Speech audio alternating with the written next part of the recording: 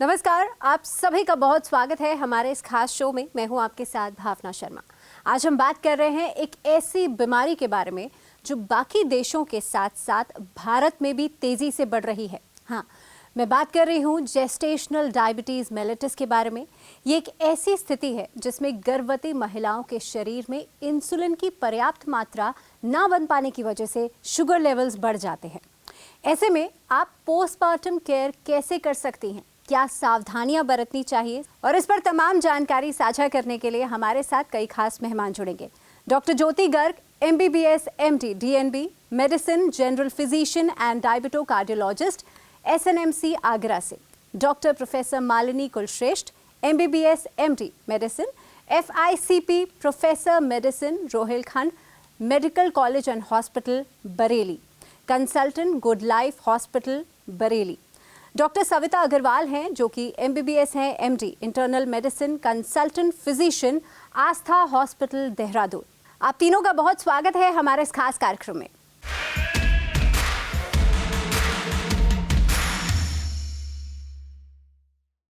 Doctor ज्योति, मेरा पहला सवाल आपसे रहेगा, जो महिलाएं पहले GDM से ग्रसित हो चुकी हैं, उन महिलाओं के लिए डिलीवरी के बाद अपना ब्लड शुगर टेस्ट करवाना इम्पोर्टेंट क्यों है, और अगर वो ऐसा नहीं करती हैं तो उनके साथ क्या होगा?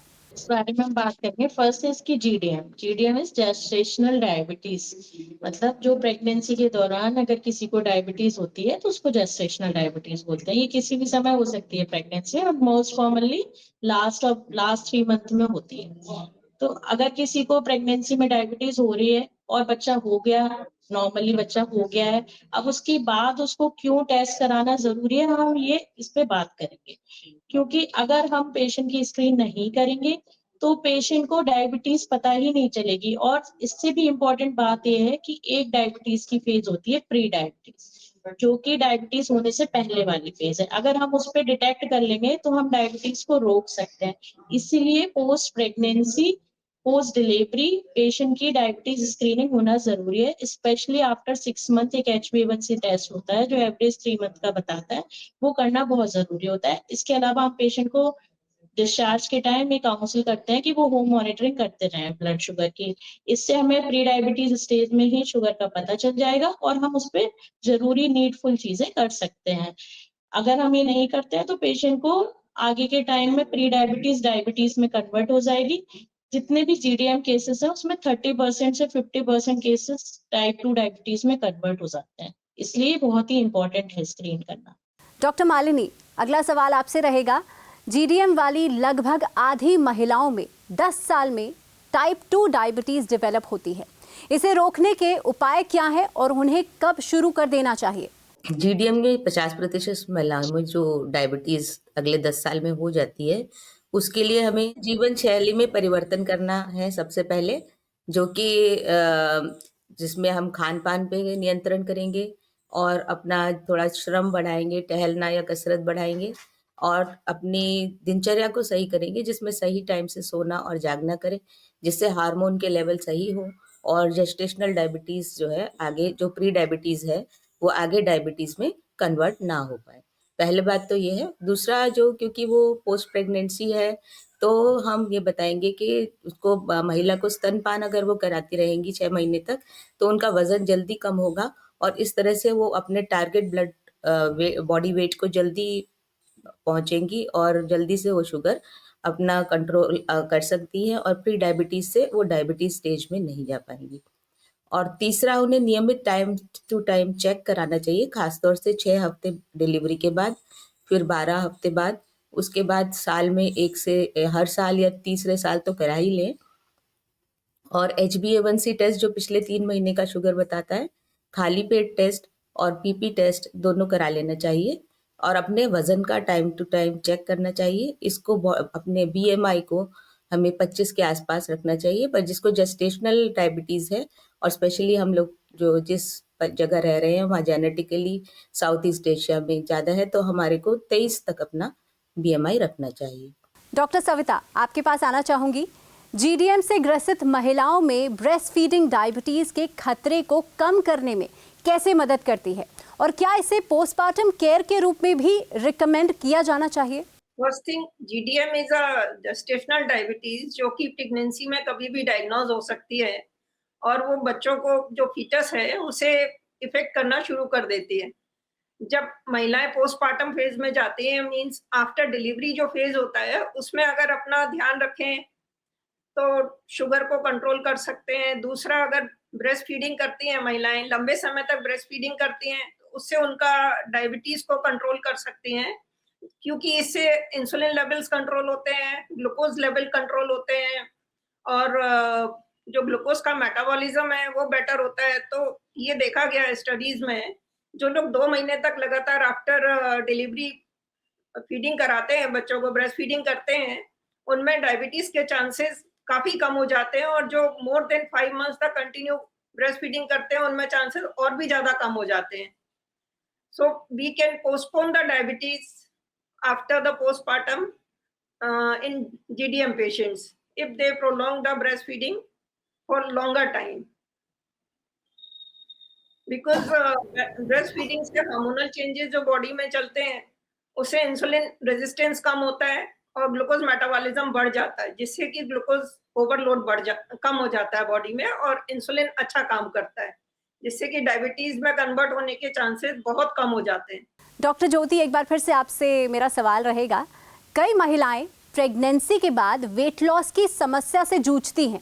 इस बदलाव को बैलेंस करते हुए डायबिटीज के रिस्क को कम करने के लिए वो क्या स्टेप्स ले सकती हैं? ये बहुत ही कॉमन इशू है, क्योंकि मोस्टली पोस्टपार्टम हमारा वेट गेन हो चुका होता है और जीडीएम पेशेंट्स में ऑलरेडी डायबिटीज का रिस्क होता है। तो ऐसे में हमें वेट लॉस भी मेंटेन करना है और साथ के साथ हमें ये भी मेंटेन करना है कि बेबी का न्यूट्रिशन कहीं से हैम्पर ना हो। तो हमें डाइट को बैलेंस करना बहुत ज्यादा जरूरी हो जाता है ऐसी फीमेल्स में।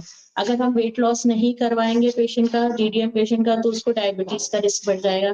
और इन केस अगर उसने जरूरत से ज्यादा डाइट ऐसे हम कर ली रिड्यूस, इससे कि बेबी का न्यूट्रिशन कॉम्प्रोमाइज हो गया, तो वो भी हम नहीं चाहते हैं। तो ऐसे में हमें पेशेंट को प्रॉपर एक डाइट चार्ट देना होता है। पेशेंट का हाइड्रेशन रखना बहुत इंपॉर्टेंट है, उससे एक तो ब्रेस्ट फीडिंग कॉम्प्रोमाइज नहीं होती है, वेट लॉस होता है और पेशेंट को जो हंगर क्रैम्प फील होते हैं, कभी कभी डिहाइड्रेशन से भी हंगर क्रैम्प फील हो सकते हैं। सेकंड मोस्ट इम्पॉर्टेंट है कि रिच फाइबर डाइट होनी चाहिए पेशेंट की, रिच डाइट इन प्रोटीन होनी चाहिए। कार्ब को थोड़ा सा हम कम प्रमोट करते हैं ऐसे केस में। हम चाहेंगे कि पेशेंट प्रोटीन डाइट ले, जिससे कि उसको कैलोरी भी अच्छी मिले और न्यूट्रिशन भी ठीक जाए, बट वेट गेन ना हो किसी भी तरह से। फाइबर अच्छे रखें, फ्रूट्स डाइट में अच्छे रखें। थोड़ा सा डायबिटिक डाइट को हम वो करेंगे कि डायबिटिक डाइट की तरफ रहें, वो मतलब शुगर्स को अवॉइड करें। इस तरह से एक प्रॉपर चार्ट देना चाहते हैं और शुगर की मॉनिटरिंग करें घर पे, टाइमली फास्टिंग पीपी देखते रहें वीकली, स्पेशली आफ्टर 6 वीक एक HbA1c करा लें, देन आफ्टर 6 मंथ एक HbA1c करा लें। एक कंबाइंड अप्रोच पेशेंट को जो है वेट लॉस और दोनों ही हम मैनेज कर सकते हैं। इसके लिए पेशेंट को प्रॉपर हमारे सारे इंस्ट्रक्शंस फॉलो करने को हम समझाते हैं। काउंसलिंग जिसमें कि बहुत मैटर करता है। 15 मिनट्स वॉक कर ले पेशेंट। अगर 2 मंथ बाद 3 मंथ बाद वो सिजेरियन है, तो 3 मंथ बाद अपनी एक्सरसाइज भी कर सकते हैं, कुछ एब्डोमिनल एक्सरसाइजेस जो कि हेल्प करेंगे वेट रिडक्शन में। ये सब का ध्यान रखते हुए हम डाइट के साथ साथ हम वेट भी कंट्रोल कर सकते हैं। तो डॉक्टर मालिनी, जिस तरह से डॉक्टर ज्योति ने वेट लॉस की जर्नी के बारे में बताया, अगर डिलीवरी के बाद किसी महिला का ब्लड शुगर हाई रहता है, तो ऐसे में कैसे तय करेंगे कि लाइफस्टाइल चेंजेस इनफ है या मेटफॉर्मिन जैसी दवा की आवश्यकता है? ऐसा बहुत कॉमन होता है कि जेस्टेशनल डायबिटीज के बाद भी अगर शुगर ज़्यादा है, मतलब डिलीवरी के तुरंत बाद भी अगर शुगर ज़्यादा है, तो वो बॉडी में कुछ हार्मोन्स होते हैं, उनके कारण से भी हो सकता है। तो सबसे पहले हमें 6 हफ्ते तक, जैसा कि मैडम ने बताया, डाइट को अच्छा रखना है, लाइफस्टाइल सही रखना है और 6 हफ्ते के बाद हमें जो फास्टिंग और पीपी और HbA1c है, उसके आधार पे डिसाइड करना है कि ये प्री डायबिटिक स्टेट में पहुँचे हैं कि या डायबिटीज़ है। तो 6 हफ्ते तक हम ये तीनों मैनेजमेंट करेंगे, जिसमें कि खान-पान में कार्बोहाइड्रेट्स कम करना है, फाइबर बढ़ाना है, जिसको एक्सप्लेन करने का सबसे सही तरीका ये है कि एक थाली को 4 भाग में अगर आप बाँट लें, तो एक भाग में आप कार्बोहाइड्रेट लें, जिसमें कि अनाज हो सकता है, कोई भी प्रकार का अनाज, और ख़ास तौर से आजकल मिलेट्स का इस्तेमाल बढ़ गया है। और एक भाग में हमें प्रोटीन लेना चाहिए, जो उसमें दाल, दही, पनीर कोई भी एक चीज़ हम चूज़ कर सकते हैं, और अगर नॉन-वेज खाते हैं, तो नॉन-वेज भी ले सकते हैं। और आधी थाली हमारी सब्ज़ी और सलाद से भरी होनी चाहिए। तो 1 कटोरा सब्ज़ी हर टाइम, हर तीनों खाने में ज़रूरी है, और 1 बाउल भर के सलाद कम से कम लिया जाए, यानी कि 1/4 आपकी थाली की सलाद या फाइबर से भरी हो। और दूसरा है फिज़िकल एक्टिविटी, जो घरेलू काम के बाद हम सोचते हैं कि हम घर में दिन भर तो चल ही रहे थे, तो हम तो चल ही रहे हैं, टहल ही रहे हैं सुबह से, पर वो जो टहलना होता है उसमें दिमाग की स्थिति जो होती है वो स्ट्रेस में होती है, जिसकी वजह से बॉडी के अंदर काफ़ी सारे स्ट्रेस हार्मोन, और ख़ास तौर से जब बच्चा छोटा होता है तो माँ के पास बहुत सारे चैलेंजेस होते हैं, तो उसकी वजह से बॉडी में और से स्ट्रेस हार्मोन्स होते हैं, एड्रेनलिन्स होती हैं, और कॉर्टिसोल्स होते हैं, जो कि शुगर बढ़ाते हैं। तो समय से खाना जो माँ के लिए बहुत ज़रूरी है, कि वो समय-समय से 3 से 4 घंटे के लिए वो खाना खाएँ, जिससे कि उनके ये स्ट्रेस हार्मोन्स ना बढ़ जाएँ और शुगर ना बढ़ जाएँ, क्योंकि सिर्फ़ शुगर बढ़ना डायबिटीज़ नहीं है। एक टाइम से का खाना और बॉडी की पूरी मेटाबॉलिज़्म ठीक रहना, जिसमें कि लिवर का काम करना भी अच्छा ज़रूर होना चाहिए, वो एक डायबिटीज़ की कंट्रोल के लिए ज़रूरी है। डॉक्टर सविता, अगले सवाल के लिए आपके पास आना चाहूँगी। जो महिलाएं पहले जीडीएम से ग्रसित हो चुकी हैं, उन्हें फ्यूचर प्रेगनेंसीज में डायबिटीज़ होने की अधिक संभावना होती है। इस रिस्क को कम करने के लिए दोबारा कंसीव करने से पहले कैसी तैयारी की जा सकती है? क्योंकि कई बार लोगों के या महिलाओं के दिमाग में ये सवाल अक्सर उठता है। There are so many guidelines, जो कि WHO ने भी गाइडलाइंस बनाई हैं, अमेरिकन डायबिटीज एसोसिएशन ने भी गाइडलाइंस बनाई हैं कि पोस्टपार्टम पीरियड में आफ्टर 6 वीक्स दोबारा से शुगर चेक करना चाहिए, ग्लूकोज टॉलरेंस टेस्ट जिसे बोलते हैं। अगर वो सही नहीं है, even after controlling the lifestyle and diet control, exercise, उसके बाद भी अगर कंट्रोल नहीं है, देन दवाइयों का सेवन डॉक्टर के अकॉर्डिंगली शुरू करना चाहिए। और डायबिटीज से जो कॉम्प्लिकेशन होते हैं यूजुअली प्रेगनेंसी में, डायबिटीज के साथ साथ लिपिड प्रोफाइल भी गड़बड़ हो जाता है। इसका मतलब है कि कोलेस्ट्रॉल लेवल्स बढ़ जाते हैं, लिवर पे असर आने लगता है, आंखों पे असर आने लगता है। तो वो सारी चीजों का चेकअप होना चाहिए पोस्टपार्टम पीरियड में। उसके बाद में अगर आफ्टर 6 वीक्स भी शुगर बढ़ा हुआ है तो प्रॉपर इलाज लेना चाहिए, जिससे कि शुगर कंट्रोल हो। लाइफस्टाइल मैनेजमेंट, जैसे कि अभी और बताया गया, सारी चीजें समझाई गई हैं कि लाइफस्टाइल मैनेजमेंट में प्रॉपर नींद पूरी होनी चाहिए, खाना सही खाना चाहिए, समय से सोना, समय से उठना, साथ में एक्सरसाइज बराबर करनी चाहिए, जिससे कि आपके शरीर का मेटाबॉलिज्म कंट्रोल हो। अगर उसके बावजूद भी अगर शुगर बढ़ी हुई चल रही है, जिसके लिए कि गाइडलाइंस बताई गई हैं कि every 6 months HbA1c and glucose tolerance test होना चाहिए। अगर शुगर बढ़ा हुआ चल रहा है तो रूटीन ग्लूकोज मॉनिटरिंग होनी चाहिए। और जो फर्स्ट लाइन थेरेपी होती है, if sugar levels are high and sugar is not controlled with the lifestyle management, then medicine लेनी बहुत जरूरी होती है, जिससे कि डायबिटीज से होने वाले कॉम्प्लिकेशंस ना हो। प्री डायबिटीज अपने आप में एक ऐसी कंडीशन है जिससे कि शुगर लेवल जब बढ़ते हैं तो शरीर के ऑर्गन्स पे असर डालते हैं। तो वो जो आगे चल के जो असर आने वाले हैं शरीर के ऊपर, उनको हमने कंट्रोल करना बहुत जरूरी होता है। ये पीरियड बहुत इंपॉर्टेंट होता है कि आगे वाली जिंदगी आपकी कैसे रहती है। तो जो लेवल है इस कंडीशन में एटलीस्ट विद इन 6 मंथ्स बहुत जरूरी है कि शुगर लेवल चेक करते रहें। और उसके बाद में भी अगर आप प्लान कर रहे हैं कि नेक्स्ट टाइम आपको प्रेगनेंसी चाहिए, तो उसके पहले आपको शुगर लेवल्स मालूम होने चाहिए कि कैसे हैं, क्योंकि आपको पहले प्रेगनेंसी में जेस्टेशनल डायबिटीज हुआ है तो कंसेप्शन के पहले आपको मालूम होना चाहिए कि आपके शुगर लेवल्स कंट्रोल चल रहे हैं कि नहीं, आपको डायबिटीज तो नहीं है। आपको भूल नहीं जाना चाहिए कि आपको प्रेगनेंसी के दौरान क्या-क्या प्रॉब्लम्स हुई थी या शुगर लेवल बढ़े थे। अदरवाइज जब प्रेगनेंसी होती है या आप कंसेप्शन के लिए सोचते हैं, तो उस समय जो प्रॉब्लम होती है वो फीटस को फेस करनी पड़ती हैं। इवन बहुत सारे चांसेस होते हैं कि डिलीवरी कंटिन्यू ना कर पाएँ या फीटल एब्नॉर्मलिटीज डेवलप कर जाएँ अगर शुगर लेवल्स बढ़े हुए हैं ड्यूरिंग कंसेप्शन। सो उसके पहले जीडीएम अगर पेशेंट को रहा है पहली प्रेगनेंसी में, तो उसके लिए प्रॉपर प्लानिंग होनी चाहिए फॉर द नेक्स्ट प्रेगनेंसी, जिससे कि आने वाली प्रेगनेंसी में कोई कॉम्प्लिकेशंस ना हो। डॉक्टर ज्योति, हम लगातार पोस्टपार्टम केयर की बात कर रहे हैं। पोस्टपार्टम डायबिटीज स्क्रीनिंग्स के बारे में अवेयरनेस कम है, खासकर रूरल एरियाज में। ऐसे में फॉलोअप के लिए अधिक महिलाओं की वापसी करने के लिए कौन सी स्ट्रैटेजीज का उपयोग किया जा सकता है या कैसे इस अवेयरनेस को फैलाया जा सकता है? एक्चुअली ये बहुत बड़ा इशू है कि रूरल पब्लिक के जो पेशेंट्स हैं वो एक बार ही डिलीवरी होने के बाद वो यूजुअली डॉक्टर से मिलते नहीं हैं, वो वहीं लोकल में कहीं ऐसे दिखाते रहते हैं, बट वो इस चीज को लेके अवेयर नहीं होते हैं। तो इसको बढ़ाने के लिए सबसे जरूरी है कि जब भी जीडीएम मदर डिस्चार्ज होके जाती है अपने घर, तो सबसे पहले जो मोस्ट इम्पोर्टेंट स्टेप है वो है पेशेंट की काउंसलिंग। जब हम उसे डिस्चार्ज पे भेजें तो हम उसे समझाएं कि देखो आपको प्रेगनेंसी के दौरान डायबिटीज हुआ था, इसके 30 से 50% चांसेस हैं कि आपको जिंदगी भर का डायबिटीज टाइप 2 हो सकता है। तो इसके लिए आपको घर पे क्या क्या टेस्ट करने हैं हम उसे ये समझाएंगे।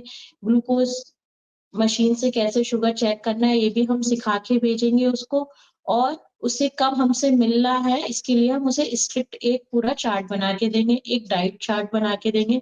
और उनकी फॉलो अप विजिट बढ़ाने के लिए सबसे अच्छा तरीका है कि हम उन्हें टाइम और डेट लिख के भेजें कि इस डेट पे आपको आना ही है दिखाने, ये आपके और बच्चे के चेकअप के लिए जरूरी है। जब हम उससे बोलेंगे आपके बच्चे का चेकअप करना है हमें जो जरूरी है, तो वो अपने आप ही जरूर आते हैं, क्योंकि हर मदर अपने बेबी को लेके ज्यादा कंसर्न होती है।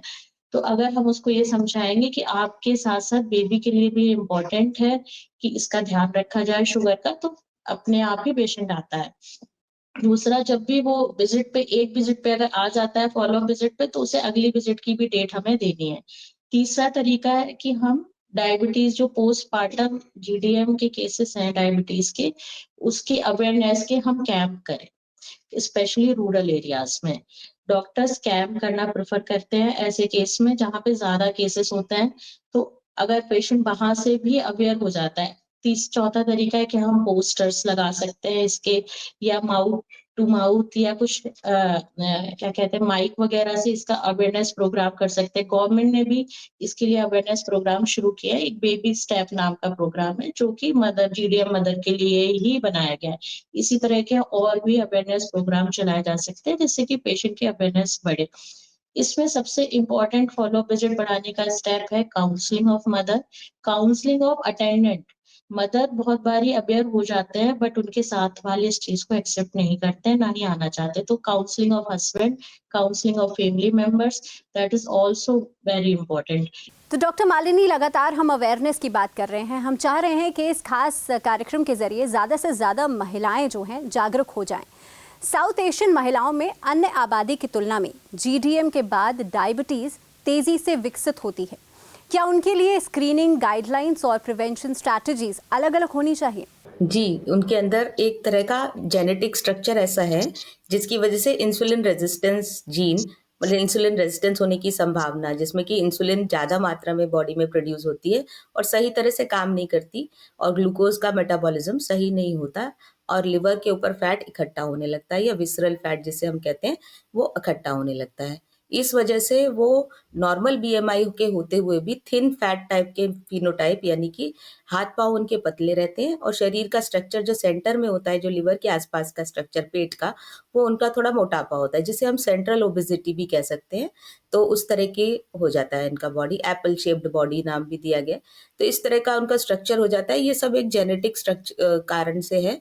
तो इन सब वजह से इनको डायबिटीज का प्रोग्रेस, जो कि प्री डायबिटीज का स्टेज कम होकर डायबिटीज होने की संभावना जल्दी हो जाती है। यानी कि जो लोग वेस्टर्न कंट्रीज में है, अगर उनको डायबिटीज 50 साल में होगी, तो इन लोगों को 30 से 40 साल में डायबिटीज होने की संभावना, ये प्रोग्रेशन बढ़ जाता है। यानी कि इन लोगों के लिए जो हम लोगों ने टारगेट्स रखे हैं जो मेजरिंग के लिए, कि जैसे बीएमआई हम कहते हैं कि अपना रिड्यूस करो 5 से 10%, वजन कंट्रोल में लाओ, 25 बीएमआई तक रखो, तो हम वजन पे सबसे ज्यादा ध्यान करते हैं। और 23 इन लोगों के लिए हमने BMI south east Asian countries के लिए कहा गया है। और शुगर्स, जो कि हम नॉर्मली फास्टिंग शुगर 100 मानते हैं, पर अगर जेस्टेशनल मदर्स हैं और इस साउथ ईस्ट एशियन हमारे भारत की, तो हम उन्हें फास्टिंग 95 तक ही अच्छा मानेंगे। टारगेट्स उन लोगों के लिए हमने थोड़ा लो सेट किया है, क्योंकि इन लोगों की आफ्टर जेस्टेशनल डायबिटीज फास्टिंग 100 के नीचे ही रहनी चाहिए। और दूसरा हमको इनका रखना है कि इनका वॉक और फिजिकल एक्टिविटी बढ़ा देनी है। जैसे कि बाकी सब लोगों के लिए हम कहते हैं कि 150 मिनट्स वॉकिंग पर वीक चल जाएगा, पर इस तरह के फिनोटाइप के लोगों के लिए 300 मिनट्स पर वीक एक्सरसाइज, योगा, प्राणायाम, ध्यान और समय से सोना, समय से खाना, जो early to bed early to rise जो कहा जाता था, वो फॉलो करने से इनकी जो डायबिटीज़ का प्रोग्रेशन है वो हम कम कर सकते हैं। डॉक्टर सविता, आपसे आखिरी सवाल रहेगा मेरा। डायबिटीज का आंकड़ा लगातार बढ़ रहा है, ऐसे में क्या जीडीएम के लिए पोस्टमार्टम केयर को दुनिया भर में routine maternal health care programmes में इंटीग्रेट किया जाना चाहिए? जितने भी केसेस तेजी से बढ़ रहे हैं डायबिटीज के, अगर हम जीडीएम केसेस में समझाएंगे मरीज को और उनको अगर हम प्रमोट करेंगे उनका हेल्थ केयर, तो आगे आने वाले समय में जो डायबिटीज के केसेस बढ़ रहे हैं, इवन बच्चों में भी जो बढ़ रहे हैं, वो भी कम हो सकते हैं। और जो पेशेंट जीडीएम वाले हैं जो कि डायबिटीज में कन्वर्ट हो जाते हैं, उनको भी हम रोक सकते हैं। तो अगर WHO, ADA, even Indian guidelines from the DIPSI जो हैं, अगर हम उनको स्ट्रिक्टली लागू करें और उनको फॉलो करें, तो आगे आने वाले समय में डायबिटीज में कन्वर्ट होने वाले केसेस को काफी हद तक रोका जा सकता है। जैसे कि अगर टाइम से चेकअप करते रहें, जैसे कि अभी बताया सभी लोगों ने, अगर डायबिटीज के जो पोस्टमार्टम केसेस हैं जीडीएम के, उनका टाइम से फॉलोअप हो, with in 6 months, with in 1 year, with in 3 years, HbA1c हो, ग्लूकोज टॉलरेंस टेस्ट हो, उनको समझाया जाए। Even one thing we can do that, immunisation के लिए जैसे कि अभी स्ट्रिक्टली फॉलोअप होता है, सारे मदर फादर अपने बच्चों को इम्यूनाइजेशन के लिए लेके जाते हैं, अगर उस समय उनका ब्लड ग्लूकोज मॉनिटरिंग हो जाए, अगर वो अपने घर में नहीं करते हैं, तो वो भी एक अच्छा आइडिया है कि उस समय आके वो चेक करवा दें। जिस समय इम्यूनाइजेशन के लिए आ रहे हैं, उनको जो एक कार्ड मिलता है जिसमें कि ये लिखा रहता है कि बच्चों का इम्यूनाइजेशन इस समय होना चाहिए, ये इम्यूनाइजेशन इस समय होना चाहिए, उसी समय उनको एक कार्ड मिल जाए कि इनका भी शुगर लेवल उस समय चेक होना चाहिए। तो विद इन 6 months हम दोबारा से ब्लड शुगर चेक कर सकते हैं, उनको एक एडवाइस कर सकते हैं कि आगे आने वाले समय में जो कॉम्प्लिकेशन होने वाले हैं डायबिटीज के कारण से या प्री डायबिटीज के कारण से, या आगे आने वाले समय में बच्चों को जो प्रॉब्लम होने वाली है, उनको अगर हमने बचाना है, तो प्रॉपर फॉलोअप और प्रॉपर काउंसलिंग मरीजों की बहुत जरूरी है। इवन जनरल पब्लिक की काउंसलिंग बहुत जरूरी है, ये जानना बहुत जरूरी है कि डायबिटीज क्या होता है, उससे होने वाले कॉम्प्लिकेशंस कितने खतरनाक होते हैं, और समय समय से अगर फॉलोअप करते रहें तो उससे हम लोग बच भी सकते हैं। अगर हम लाइफ स्टाइल को मैनेज करें, वजन कम रखें, एक्सरसाइज बढ़ाएं, खाना पीना कंट्रोल रखें, तो आने वाले समय में जो हमारे ऊपर डायबिटीज से बर्डन बढ़ रहा है, उससे होने वाले कॉम्प्लिकेशंस, डिसीजेज जो है, कार्डियोवेस्कुलर डिसीजेज बढ़ रही हैं, सेरिब्रोवेस्कुलर डिसीजेज बढ़ रही हैं, उनको हम काफी हद तक डिले कर सकते हैं, रोक सकते हैं। अगर ये अवेयरनेस पब्लिक में हो जाए, खास करके जो जीडीएम एक स्टेज है जो इसमें कि अगर हम इसे रोक दें, डायबिटीज को अगर हम कंट्रोल कर ले आने वाले समय में, तो शायद हमारी कंट्री में या इवन वर्ल्ड में बहुत सारे मरीजों की संख्या कम हो सकती है डायबिटीज से परेशान होने की, और डायबिटीज से काफी हद तक हम लोग बच सकते हैं। तो प्रॉपर गाइडलाइंस इसके लिए फॉलोअप स्ट्रिक्टली बहुत जरूरी है। तो आप तीनों खास मेहमानों का बहुत बहुत धन्यवाद। इतनी खास जानकारी आपने जीडीएम जैसे इम्पोर्टेंट टॉपिक के ऊपर साझा की है। मैं आशा करती हूँ जितने भी दर्शक हमें देख रहे हैं उनके लिए ये जानकारी हेल्पफुल रही होगी। ऐसे और कार्यक्रमों के साथ हम आते रहेंगे, तो जुड़े रहिए हमारे साथ। नमस्कार।